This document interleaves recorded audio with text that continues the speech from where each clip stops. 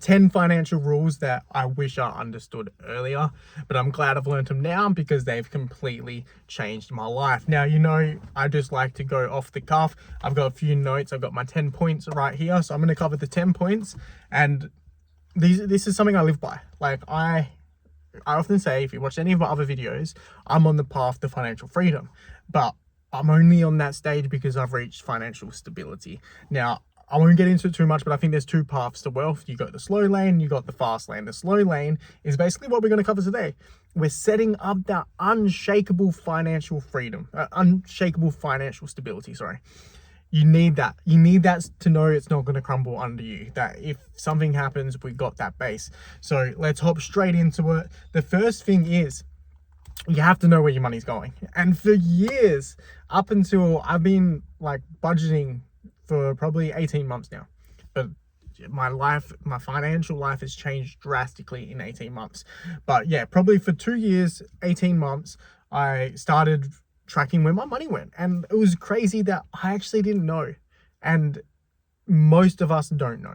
We think we have an idea, but when you actually start to count your money, you look at where it's actually going, you're often shocked. How many of you have subscriptions to things that you're not even using that you'd be happy to get rid of? Now, that is like the lowest amount of money that we need to worry about. We don't need to worry about the subscriptions, but it makes you realize that there's a lot of other things that we're not really counting. So look, I know people hate, all right, I need that book.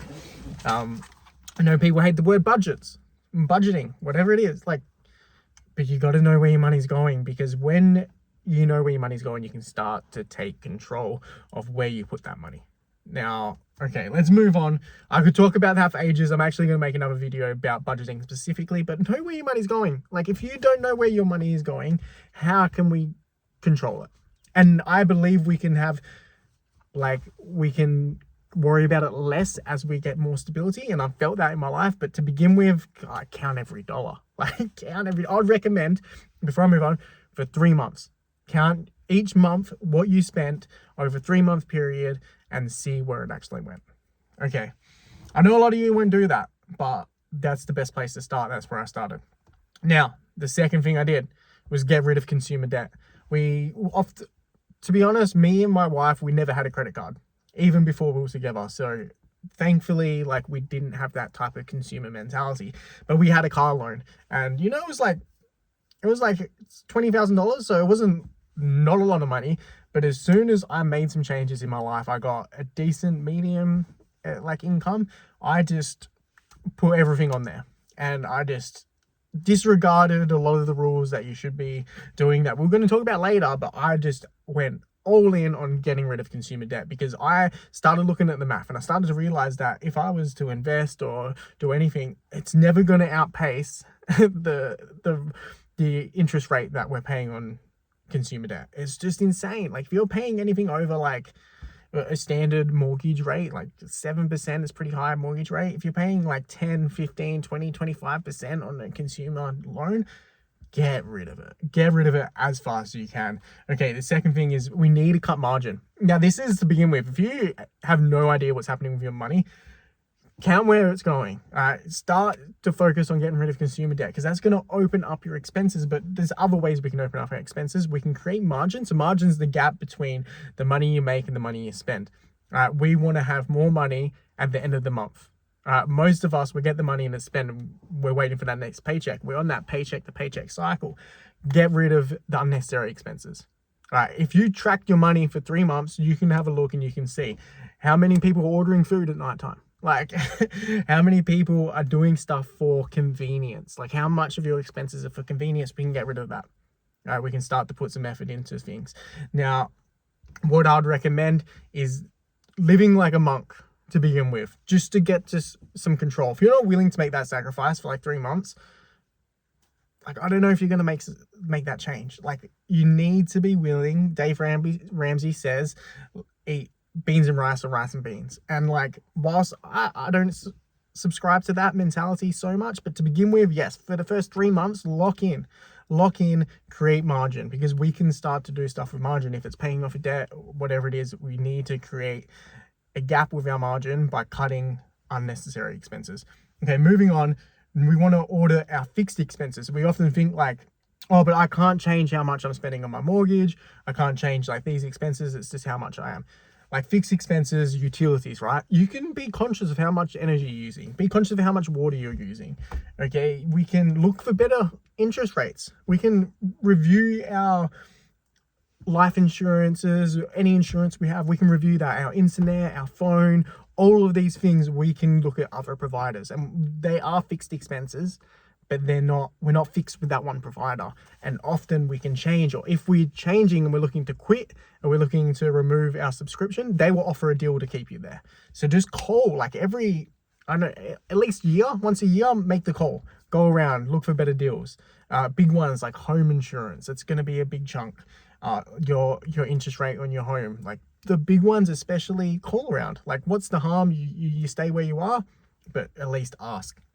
Okay, second one is, this is the other end of cutting your expenses because we want to build margin. The easier way to do it, or another way to do it, and it's not capped, right? Cutting down expenses, you can only cut down to a certain point, and cost of living is expensive now. So what you can do on the other end is make more money. We can learn how to make more money. Now, there's two ways I would generally like approach this. The first one is just to hustle.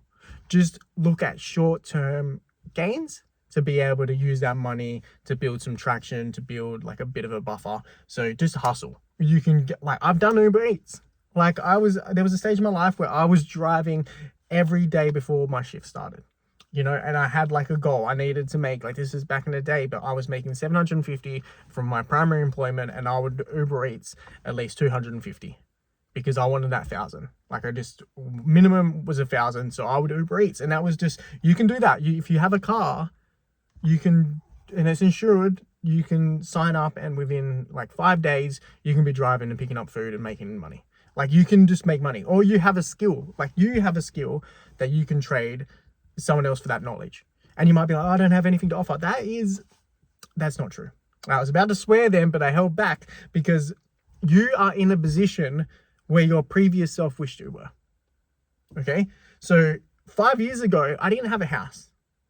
5 years ago, I wasn't in like a higher income earner. At 5 years ago, I didn't have financial stability, and I would have loved to learn all those things from me. So wherever you are, what can you teach to yourself 5 years ago? And there's someone in that position that would be willing to learn from you. Or there's a skill that you were good at, maybe in high school, maybe you played a sport. Like you can teach your kid that, or you can pass that on. Like, for me, I always can fall back to martial arts. I was martial arts coach for 10 years. I can go back to that. But you might be like, I don't have a high level skill like that. That's not true. It's a limiting belief. You can teach something. There's something within you that you are better than the normal person at. And the normal person might be interested in. So just learn to make more money. Or the other end is develop high desirable skills. Okay, that's why I'm looking at, like, I see the potential within social media. I see the potential with online incomes. I see that. So I'm learning about it. And then I'm seeing people who have gaps in their, like, whatever area they're in, and seeing if I can provide value in it. Like, whatever it is. It could be coding. I don't know if it could be the usage of AI. That's a huge one. If you're young and you're good in computers, learn about AI because you can monetize that. Like, whatever it is. Now, moving on. I know I'm rambling a little bit. Build a financial buffer. Like, get that emergency fund. That should be like high priority. Highest priority is build that emergency fund, build that peace of mind fund. I'd recommend, if you're like single, like 3 to 6 months, like just have that buffer. Because if you are unemployed for whatever reason, you need to be able to look after yourself. If you have any dependents, we want to be looking like 6 to 12 months minimum. I know cost of living's hard, but you just need to be putting a bit away. I would do like hyper focus. Once you've gotten rid of like consumer debt, I went all in to get to like 6 months. Like putting as much money as I can to get 6 months of fixed expense. You don't need your discretionary monthly expense, but fixed expenses. Like, what happens if you lost your job? Can you keep the lights on? Can you keep the roof over your head? Get your fixed expenses covered. For 6 months. Now I've cruised and I just put a little bit away, you know, every month when I'm budgeting, just to keep building that to get to the 12-month mark. That's my goal. I have a kid now. I want to have a year. If I ever lost my job or whatever, we're chilling for 12 months. I wouldn't be chilling. I'd be hustling. I'd be getting on that Uber Eats. But you need that buffer, because that changes that anxiety of looking at your account every time you're about to spend something, waiting for that next paycheck. When you have a bit of buffer, you can actually start to breathe. Okay, so that actually goes into pay yourself first. To pay off the consumer debt, to build this emergency buffer, and then to go into investing, which we're about to talk about, you have to do that before you look at your bank account after your pay. So have it automated. What I have in my banking account, I have it so when I get paid, automatically I pay myself first. So if that looks like moving over to funding my emergency fund, if it looks like moving my investment accounts, like it's already happened. Because then you look at your money after and you're like, this is how much I got to spend. If you've seen the first sum, like let's just pull a number out of the hat, like $5,000. All right. So if you get paid $5,000, you look at your account, like, okay, I got $5,000. How am I going to spend this? You're going to spend it all. Like you're going to find a way to spend all that money. It's just how we naturally are. But if you automate that process, say you're going to spend 10% into investment, 10% of your money, so $500, straight away you get paid, $500 goes over. When you check your account, there's $4,500. And that we will learn. We will either spend less on discretionary costs, we'll do whatever, and we'll just make our life hit that 4,500. But you have to pay yourself first. And paying yourself first can look like different things. It can be paying off your loans. It could be building an emergency buffer. It could be investing. But whatever you need to do to get to that financial, that end goal, do that first. Okay, so now we're talking about what does paying yourself first look like? It's investing. All right, if you're young, if you're relatively young, even if we're going to retire one day and we're not going to be in a physical state to be able to live. Now, I don't necessarily think we have to wait until we're 67 to take out our, like in Australia, superannuation or your 401k if you're American. Like I'm not about that life. But what if everything fails? I want to have that fallback. So it's going to happen. Like, knock on wood, God bless, I get to that stage where I'm 67 and I don't want to work anymore. I've got this fund. I'm investing. You can also invest. I'm also investing in like a my own investment portfolio. A little bit of a mental blank at the moment, but my own investment portfolio. Yeah, there's a higher tax, but I can take it out when I'm 50. I can take it out when I'm 45. I can take it out when 55. I can take it out now. It's a liquid. But I put away, in Australia, 12.5% of your pay goes into superannuation anyway. So 10% of our income goes into our self-managed investment. It's taxed higher, but it gives me more flexibility for earlier in my life to be able to use it if I want to. Invest yourself first. I'm not going to get into how the investment looks like. You have to invest for yourself. Now, moving on. Next point is invest in yourself. That's going to be the biggest ROI.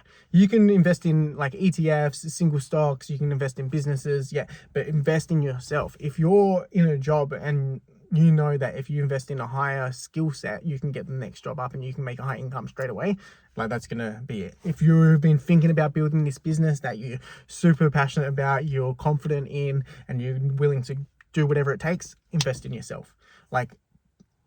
Put it into you. If you're not going to back yourself up, who else will? If you're not going to take that chance on you, no one else will. So you have to invest in yourself is the biggest investment. If it's education, which traditional education, maybe not, but if it's learning about AI, learning about whatever other skills, there's so many skills that you can learn. I just use AI because it's the world we live in and it's highly monetized at the moment. So it just comes to mind, but it's not, I'm not going down it. But anyway, invest in yourself. Like I said, if you don't believe in yourself, if you don't put that, no one else will. All these other steps about building that unshakable foundation, so we then can take that gamble. We can invest in ourselves because we got that peace of mind fund. We got something to fall back onto. We got investments if anything happens. All right, last one. Now this is a big one. Don't let your lifestyle beat your income. And this happens. We make more money, we build margin, and then all of a sudden we want that new car. We want to move into the bigger bigger house, the nicer neighborhood. Don't let your lifestyle outpace inflation. Now, I think naturally we want to live nicer lifestyles. 10 years ago, I was living in a shared accommodation in Singapore with like 14 other people in a 5-bedroom house for 3 months. I ain't gonna do that now. There's no chance. I lived in Thailand and like for 2.5 years, and the accommodation was like one room with a bed, and it had like a cooktop and a stove and like a little fridge and toilet all in this like small ass little room. So like I ain't going back to that. So I think it's important for your lifestyle to increase, but not above your income, not outpacing your income. You have to think about like percentages, and that's something that really gave me a little bit of ease, is realizing this is an appropriate amount of percentage for it to grow, because I'm able to maintain 10% in investment, I'm able to maintain this much percentage into my fixed expense, this much into discretionary, and then I have this much to like increase. Because you know, like if you increase your lifestyle and then inflation's just getting so much more expensive anyway, but your income ain't pacing it. Like you get a promotion, but like your income is not outpacing inflation. And then if you add the lifestyle as well, you're going to be left behind. Now, if you got this far, I would really appreciate like and subscribe, hit that notification bell. If you got this far, I'm talking to you. You're my people, okay? We're on the same journey. Okay, drop a comment. I would like to know if there was a rule that I missed that you maintain. And like, let's share with each other. Let's grow. These are 10 things that completely changed my life for the better, and I wouldn't have it any other way. Now, I'll see you in the next video.